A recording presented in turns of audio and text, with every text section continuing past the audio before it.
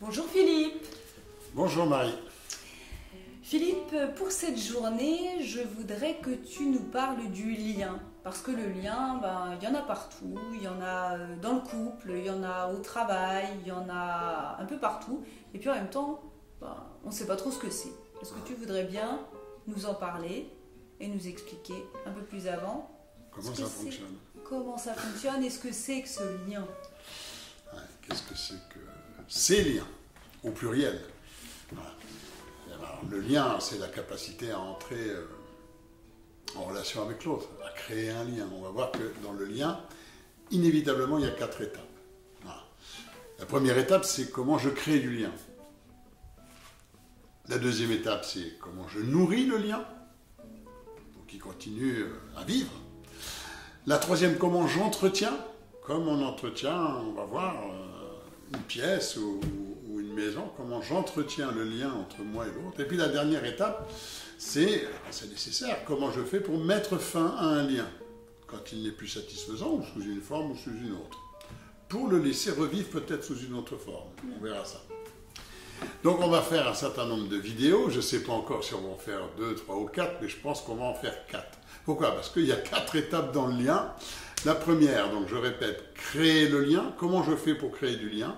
La deuxième, comment je nourris le lien? La troisième, comment j'entretiens le lien? Et la quatrième, comment je suis capable, ou pas, on verra, à mettre fin à un lien sous une forme ou à un lien quand il n'est plus satisfaisant. Ou est-ce que je continue à garder des liens toute ma vie, même quand ils ne sont pas satisfaisants? Super, alors écoute, oui, quand tu parles d'étapes du lien, j'ai l'impression que on ne fonctionne peut-être pas tous exactement de la même manière à travers ces étapes. Alors, pas du tout, on fonctionne, tu as raison, on fonctionne en fonction de ce qu'on a vécu, de notre lien ou de nos liens d'origine. Ce qui veut dire principalement le lien à la mère, comment on l'a vécu, en tant que tout petit bébé. Et puis les premiers liens qu'on a pu avoir dans les toutes premières années, comment ça s'est passé. Et là, ça va avoir beaucoup, on va regarder ça de près, beaucoup d'incidence sur notre façon d'être dans le lien. Alors, si tu veux bien, on va revenir sur la première étape. Oui, première étape. Première vidéo. Oui, première étape, première vidéo. Comment je crée du lien. Alors, comment je crée du lien? Déjà, est-ce que je suis quelqu'un qui va facilement dans le lien, facilement créer le lien avec l'autre? Ou est-ce que je suis un peu plus en retrait et que j'attends qu'on vienne me choisir? Je pense à ces surprises parties quand j'étais jeune, et où il y avait bien évidemment des gens qui étaient dans l'initiative. Alors, on l'attendait plutôt d'ailleurs des hommes à cette époque, ça a changé depuis. Et puis, les garçons ou les filles que je connaissais, qui eux n'étaient pas du tout dans le lien. Ils étaient dans un coin et ils attendaient comme ça. Ils disaient, j'attends que quelqu'un vienne me voir, vienne me chercher ou vienne m'inviter. J'attends le quart d'heure américain, c'est comme les filles. Quart d'heure américain. Ils peuvent toujours attendre parce qu'il y a encore des toiles d'araignée, tu vois, entre leurs mains, et ils sont toujours en train d'attendre. Donc dans le lien, on va avoir, est-ce que je suis à l'initiative du lien ou est-ce que je suis plutôt en fond de cours à attendre que le lien vienne vers moi? Est-ce que je suis dans aller vers le lien ou éviter le lien? On peut imaginer que c'est vraiment en lien, là aussi, avec nos liens d'origine. Alors, quoi d'autre? Il y a donc, est-ce que je le crée, est-ce que je le subis? Il y a le nombre de liens. Est-ce que j'ai besoin, pour me nourrir, moi, d'avoir beaucoup de liens très superficiels? Alors, les adolescents, via les réseaux sociaux, voilà, comptent leurs amis, en disant, voilà, j'ai tant d'amis, j'ai tant de... Mais on sent bien qu'il y a du nombre, mais il n'y a pas beaucoup de profondeur dans ces liens. Alors, quelques-uns préfèrent avoir moins de liens, mais des liens plus profonds. Qu'est-ce que ça peut dire de notre histoire? J'ai au moins un exemple que je trouve intéressant dans l'idée de créer le lien, puisque je l'ai retrouvé plusieurs fois dans les gens que j'accompagne. C'est des gens qui ont été des fils ou des filles de parents qui, géographiquement, avaient besoin de bouger très régulièrement. Ça pouvait être pour des raisons professionnelles et qui ont changé en 5, 6 ans, 7 ans, changé 3 fois d'adresse, 3 fois d'endroit, 3 fois de lieu. Inévitablement, ça donne des gens que je rencontre, j'accueille et qui ont beaucoup de mal avec le lien. Dès que le lien devient un tout petit peu profond, ils s'en vont et ils lâchent. Le problème, c'est qu'au départ, c'était le lien avec des copains, avec des copines, c'est-à-dire que ce petit garçon, cette petite fille, voilà, à 3 ans, on lui a pas demandé son avis. Il dit, tiens, on va aller habiter maintenant à Lyon. Hop, allez, tout le monde déménage, elle se retrouve à Lyon, elle avait commencé à faire des copains et des copines au niveau de l'endroit où elle était, dans la petite crèche. Et tout d'un coup, rupture violente avec tous les liens. Ah, mais papa et maman sont là, ils t'aiment. Oui, mais moi, il y a tous mes copains, toutes mes copines que j'ai laissées.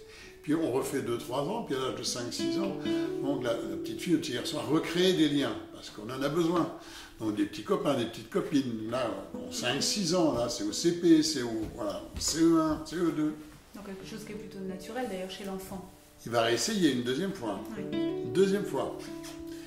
Et à 7 ans, un jour, ses parents rentrent et disent, au fait, on va dire, là, au mois de septembre, on ne sera plus là, on sera en région parisienne. Et c'est très rapidement très délétère sur le lien, puisqu'on va avoir souvent là quelqu'un qui ne va plus chercher à créer de liens. Pas beaucoup de liens, et en tout cas, pas des liens profonds.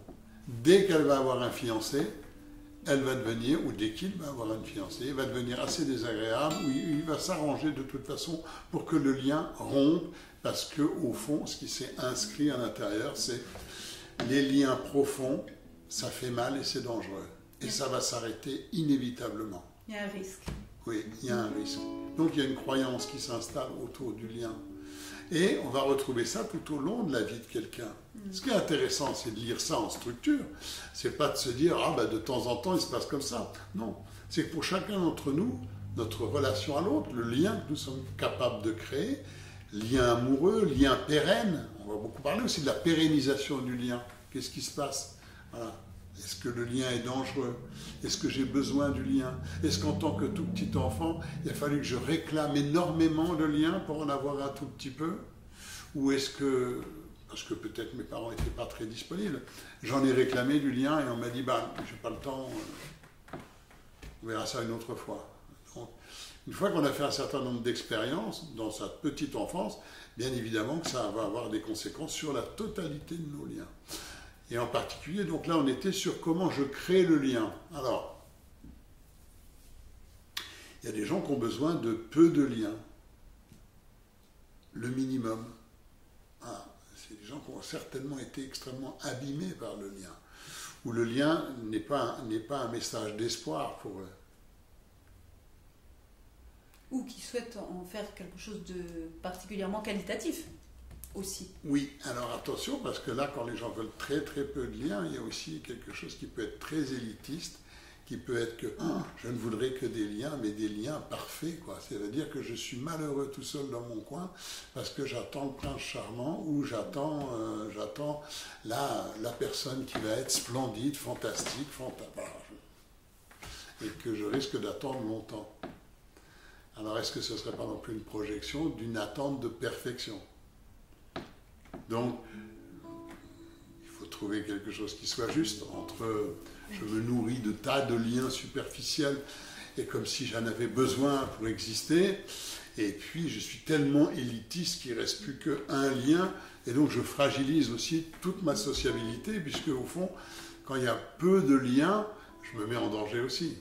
C'est-à-dire si un de ces liens ne fonctionne plus, c'est moi qui suis en danger. Oui, j'ai envie de dire, comme dans différents autres comportements, ce qui va être intéressant de regarder chez soi et chez l'autre, c'est toujours le côté du trop ou du trop peu. Tout à fait.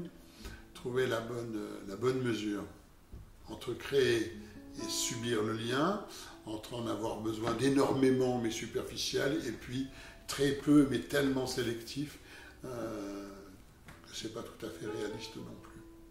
Donc voilà pour la première étape, ça te va? Donc là, on est sur créer le lien. Donc les 2-3 étapes qui vont venir derrière vont faire l'objet des vidéos qui suivent. La suivante, on va être sur nourrir le lien, comment je nourris le lien. La troisième, c'est comment j'entretiens le lien, qui ne casse pas. Et puis on terminera par comment je mets fin, ou je ne mets pas fin, ça dépend pour certains, au lien dans ma vie en général. Ça te va? Ça me va super.